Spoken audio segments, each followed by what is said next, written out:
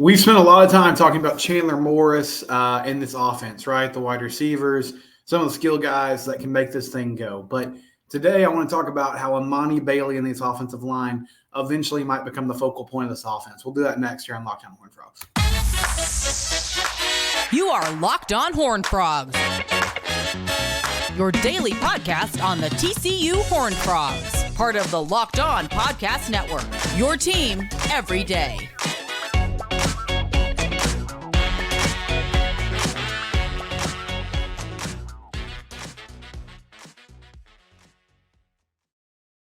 That's right, Locked On Horned Frogs, your team every day. I want to get to 1,000 YouTube subscribers soon, so please subscribe. We're at 9:15 right now. Frogs win. Happy Monday. They beat Houston 36-13. Had a live post-game show after that game if you want to check that out if you didn't get to see it. But today we're talking a little bit more about that football game, and today's episode is brought to you by FanDuel.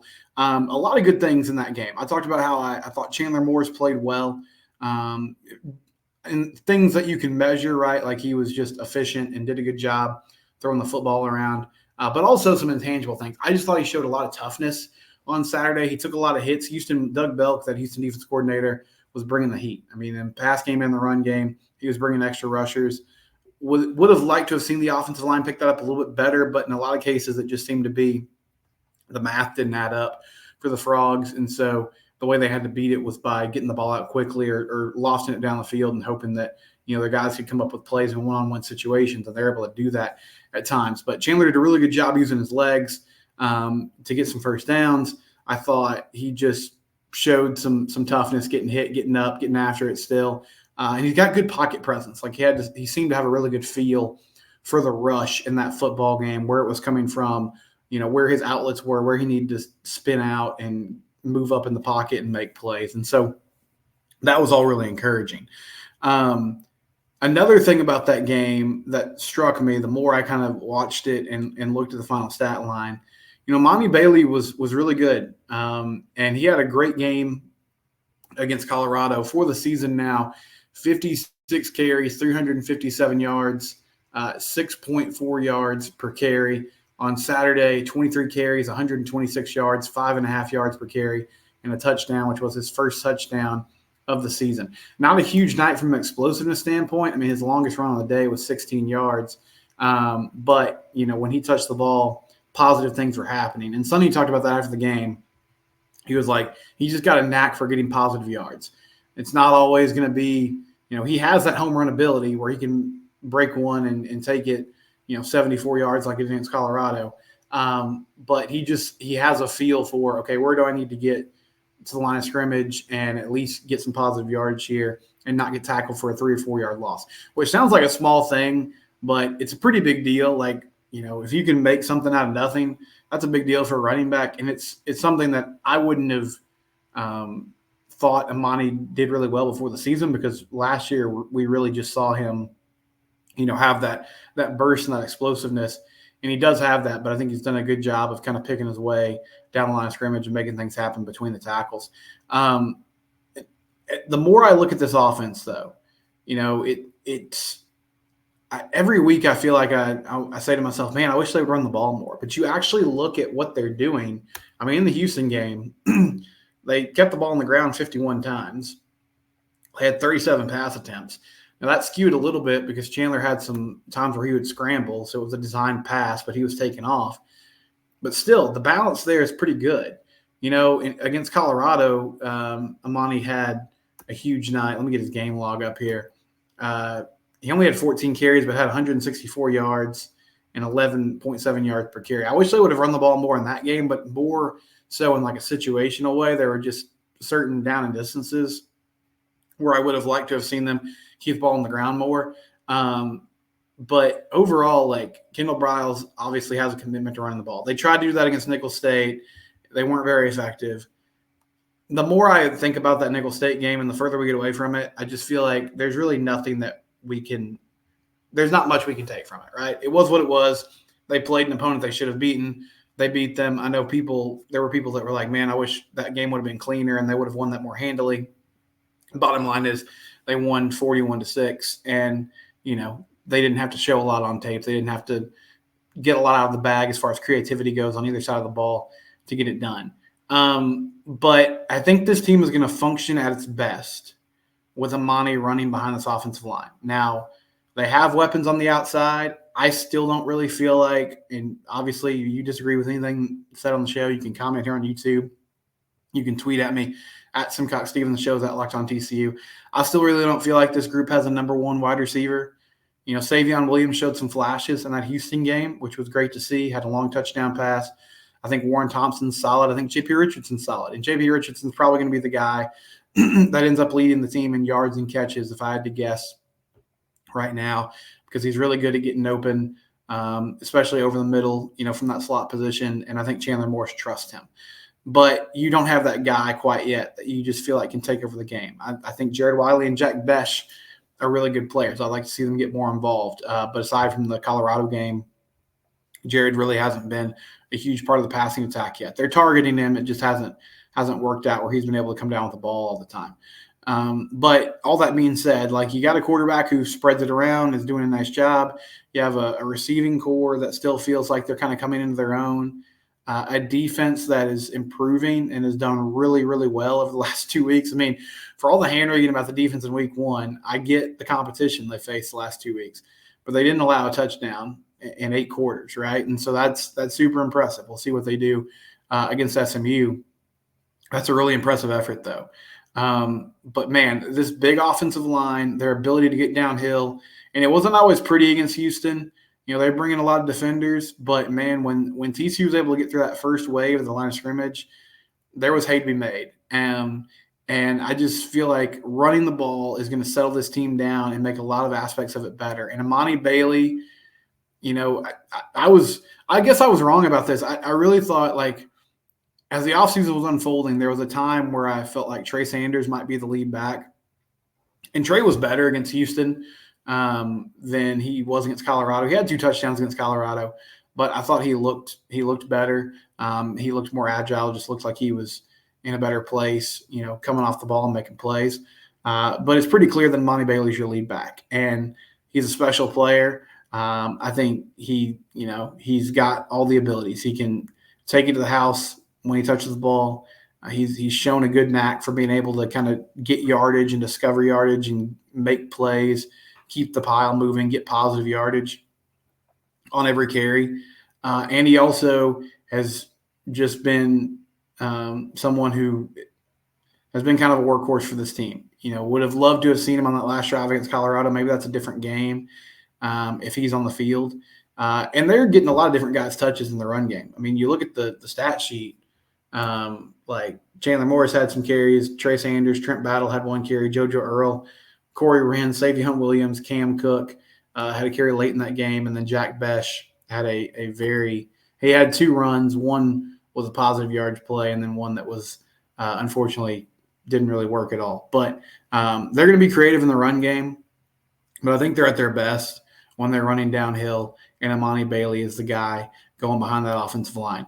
One thing, too, about the O-line that I thought was just really interesting on Saturday night, Andrew Coker got banged up at one point.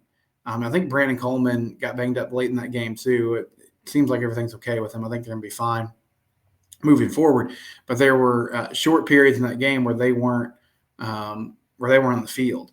And the first guy off the bench, and I said this during fall camp, I was like, you know, you don't always need to get super caught up in what, like, your first offensive line and your second offensive line. It means something, but ultimately you're looking for your best 5 guys. And then if somebody gets injured or somebody needs a break, there's going to be some position flex.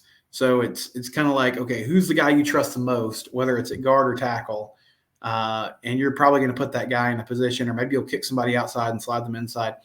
But anyway, the first guy off the bench, when Andrew Coker got banged up Saturday, it wasn't Garrett Hayes, it wasn't Colton Deary, it was Ben Taylor Whitfield, a true freshman from Duncanville.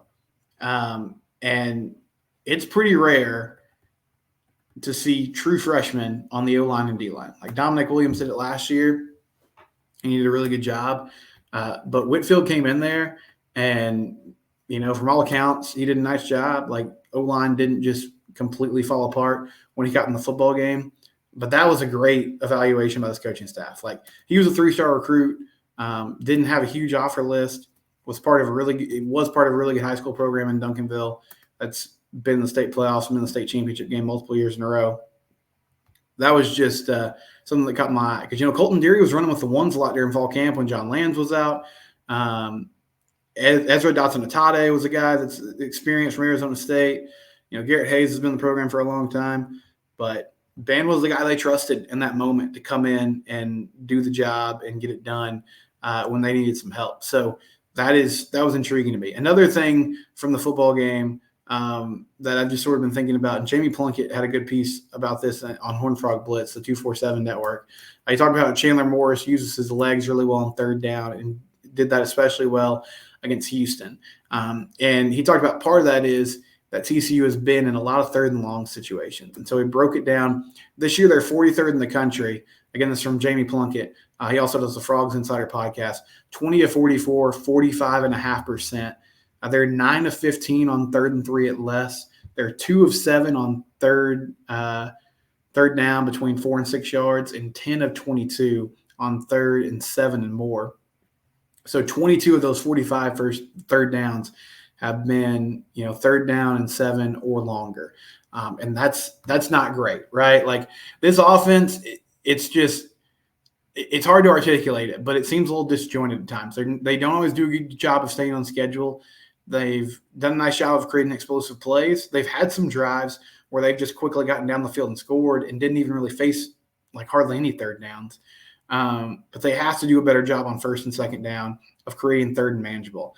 And that 3rd and, 4 through 6, like that down and distance, that has to get better. 2 of 7 on the year.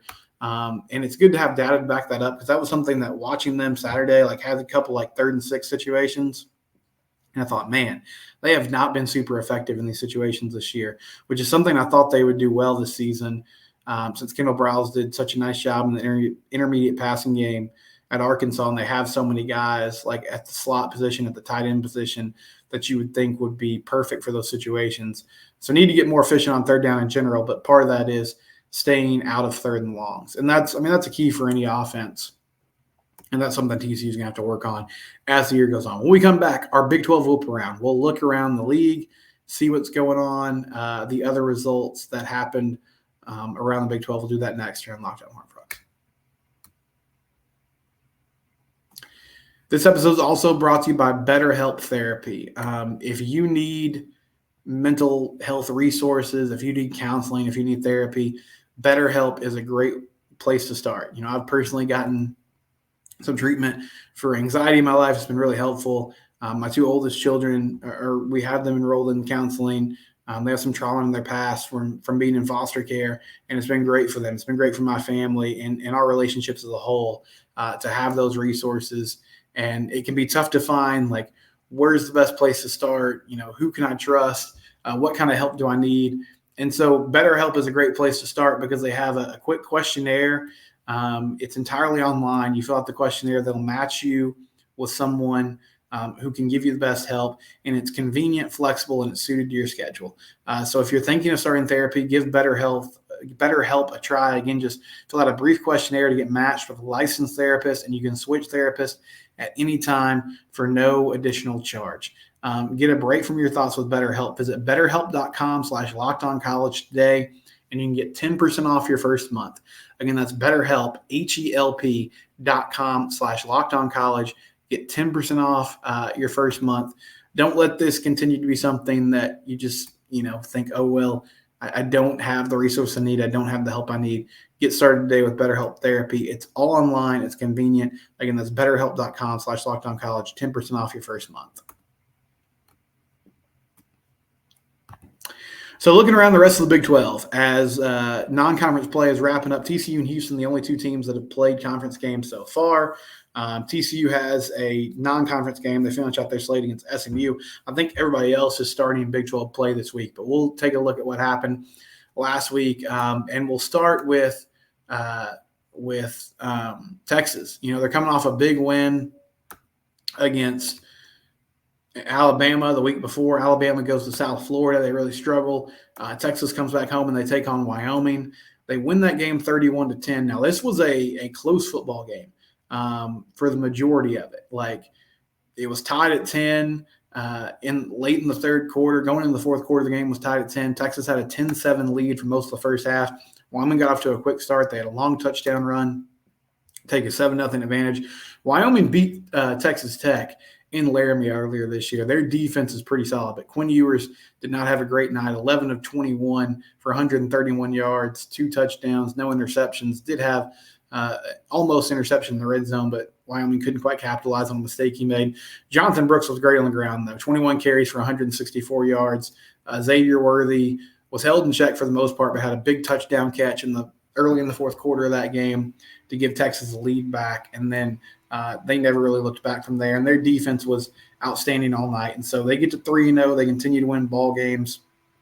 They unfortunately look like the class of the Big 12 at the moment. Missouri, they take down Kansas State. The Wildcats lose 30-27. Crazy ending to this game. So Missouri's driving. The game was tied at 27. Missouri is driving down the field. They're in K-State territory. They had just gotten a first down. They didn't have any timeouts left.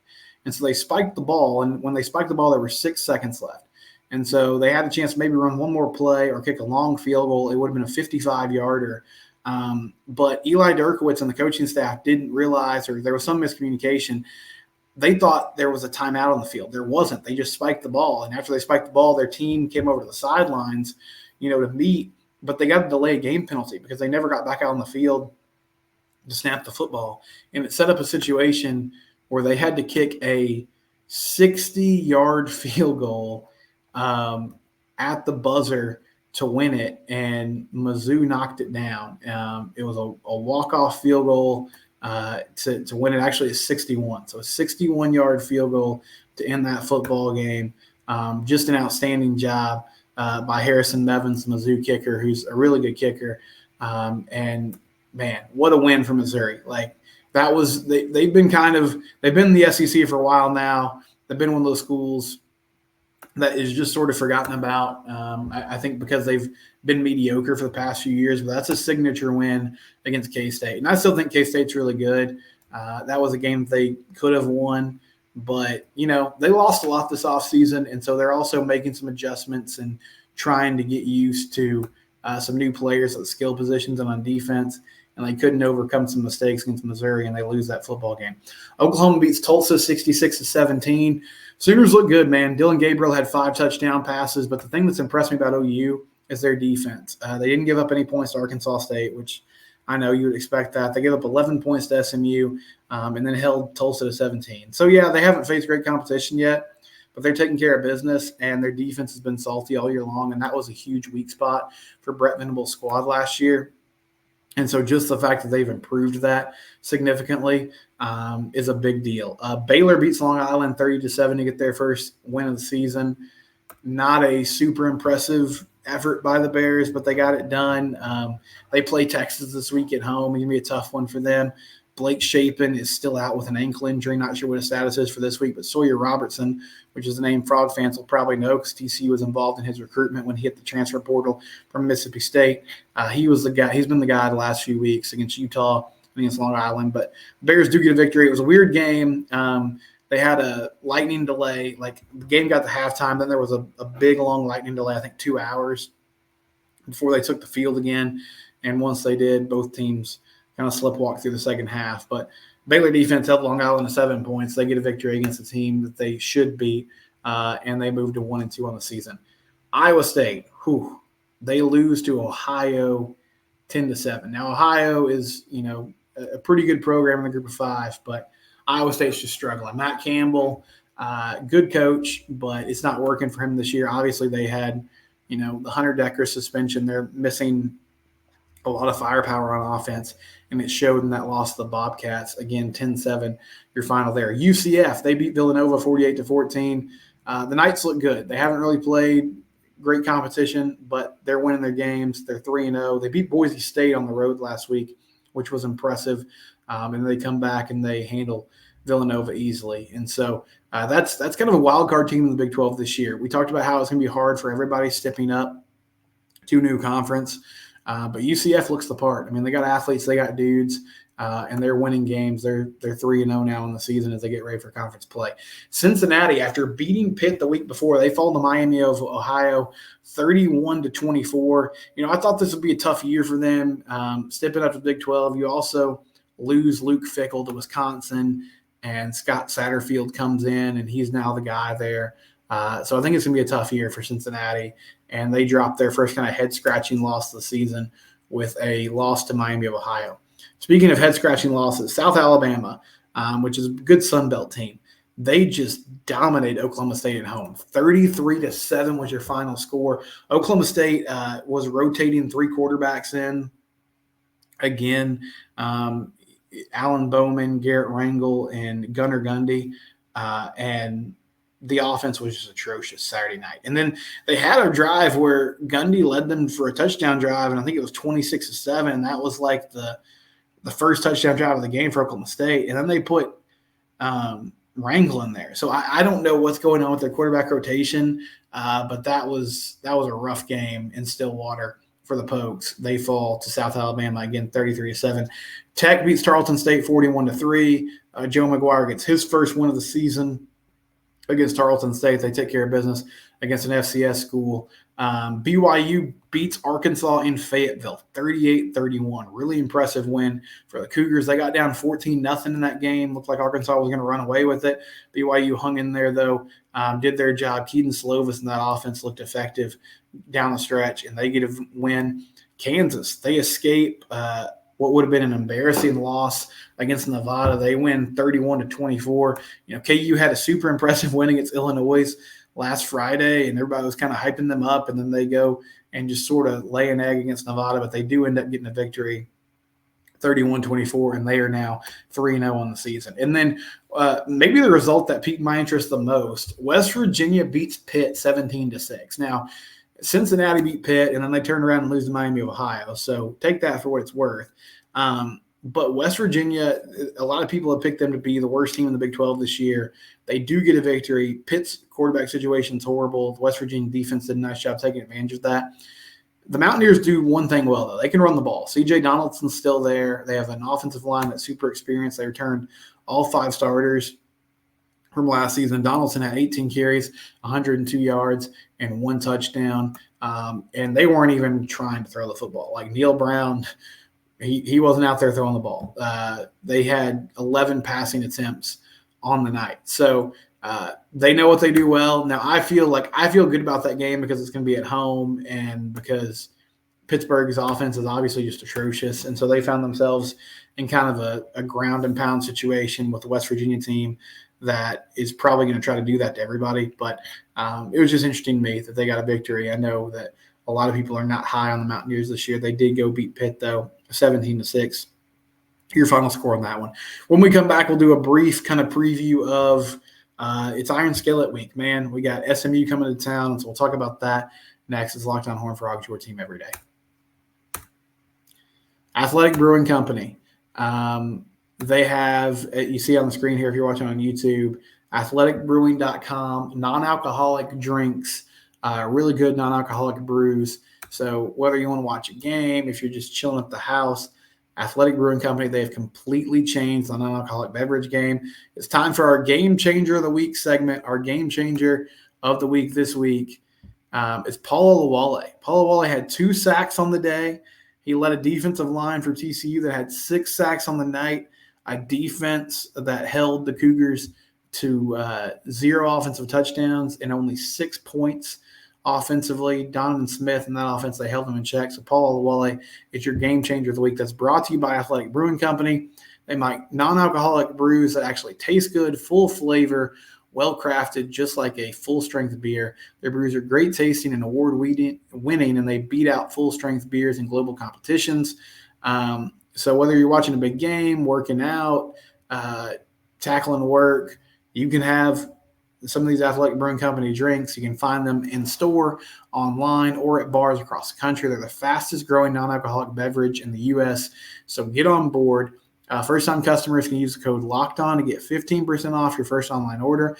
That's code LOCKEDON at checkout for 15% off at athleticbrewingcompany.com. BetterHelp.com. Exclusions, conditions do apply. Athletic Brewing Company. They are fit for all times. It's Iron Skillet week, man. I'm going to be curious to see what the coverage is like for the game this week, because last season there was a lot of talk about it. It was Sonny Dykes returning to Dallas. It was a big deal.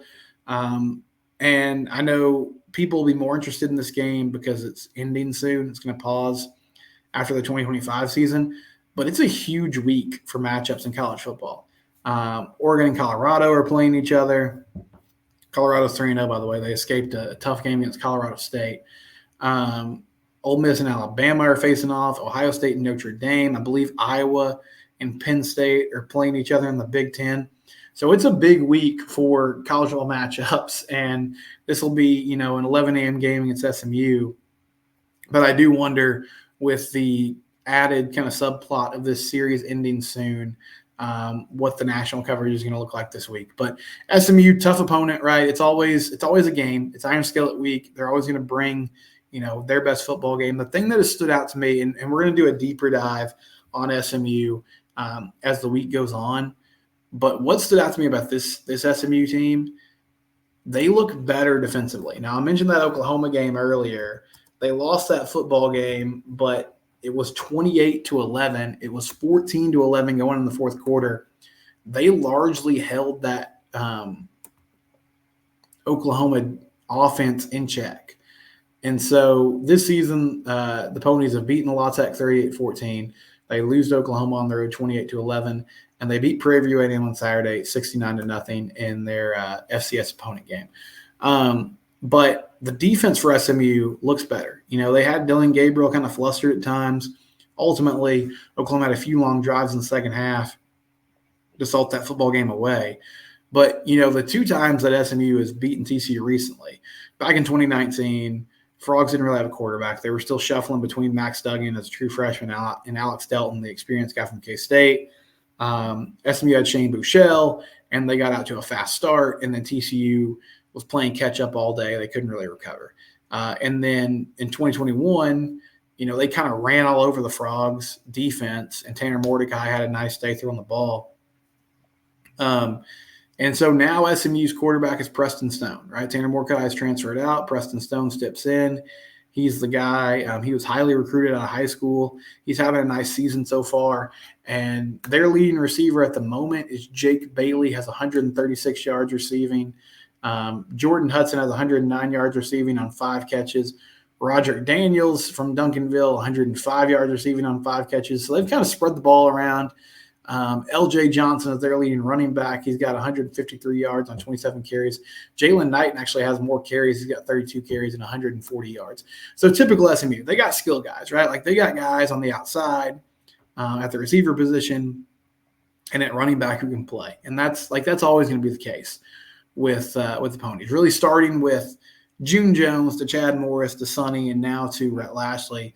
They're going to have guys on the offensive side of the ball. The curious thing to me is going to be how good is that defensive front, because it looks improved for SMU. And that's something that they haven't really been able to stand up against, when they play bigger competition in recent years. And so that to me is the key. Can TCU up front kind of bully them and control the game? It's at home. It's hopefully a game. The Frogs coming back home after a few wins. They're feeling better about themselves, have a lot of confidence. And I think it's a game that they're going to be locked in for, because there's a lot of emotions for Sonny and his coaching staff, facing their former employer. And we know about how that ended, at least in SMU fans' eyes, how that ended poorly for him and how they view him. And so I think this team's going to be ready to rock. But, yeah, tough game against SMU, rivalry game, Iron Skillet week. We'll have coverage of it all week long. It's Locked On Horned Frogs, your team every day.